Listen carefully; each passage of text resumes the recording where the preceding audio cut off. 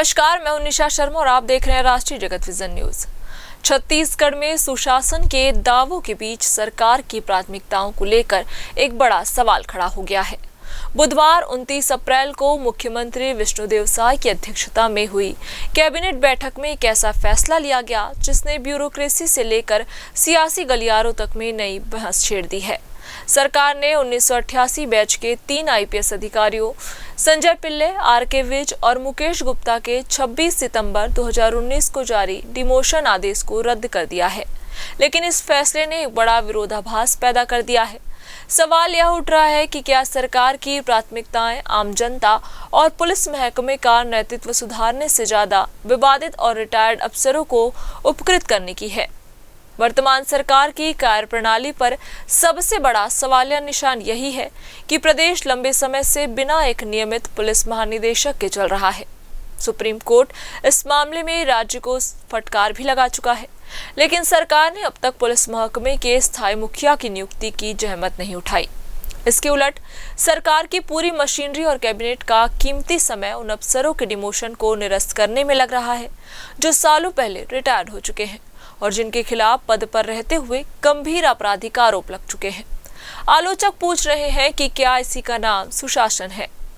Cabinet के इस फैसले का सबसे बड़ा फायदा पूर्व आईपीएस मुकेश गुप्ता को होने जा रहा है। संजय पिल्ले और आर.के. विज को तो पिछली सरकार ने बाद में फिर से प्रमोट कर दिया था। इस फैसले से केवल उनके दस्तावेजों से डिमोशन का दाग धुलेगा, लेकिन मुकेश गुप्ता के लिए यह फैसला संजीवनी है। कांग्रेस सरकार के समय मुकेश गुप्ता सबसे ज्यादा विवादों में रहे। उन पर पीडीएस घोटाले में फर्जी दस्तावेज बनाने, सबूतों से छेड़छाड़ और अवैध फोन टैपिंग जैसे गंभीर आरोपों में एफआईआर दर्ज हुई थी। हालात ये थे कि उन्हें राज्य से बाहर रहना पड़ा और अंततः वे तमाम मुकदमों के बीच एडीजी के पद से ही रिटायर्ड हुए। अब साय सरकार के इस मेहरबानी भरे फैसले सुने न सिर्फ पूर्व डीजीपी का ओहदा मिल जाएगा, बल्कि बैकडेट से पेंशन, ग्रेच्युटी और अन्य वित्तीय लाभ भी मिलेंगे। रमन सिंह की पिछली सरकार ने 2018 के विधानसभा चुनाव की आचार संहिता लागू होने से ठीक पहले इन तीनों अफसरों को एडीजी से डीजी प्रमोट कर दिया था, लेकिन भारत सरकार के गृह मंत्रालय से इस प्रमोशन को सहमति नहीं मिली थी। इसी आधार पर 2019 में तत्कालीन भूपेश बघेल सरकार ने कैबिनेट में फैसला लेकर तीनों को डिमोशन कर दिया था। राज्य के इतिहास में यह पहला मौका था जब 3 सीनियर आईपीएस एक साथ डिमोट हुए थे। बुधवार को कैबिनेट ने 2019 के उस फैसले को पलट दिया, लेकिन इसने सरकार की नीयत पर सवाल खड़े कर दिए हैं।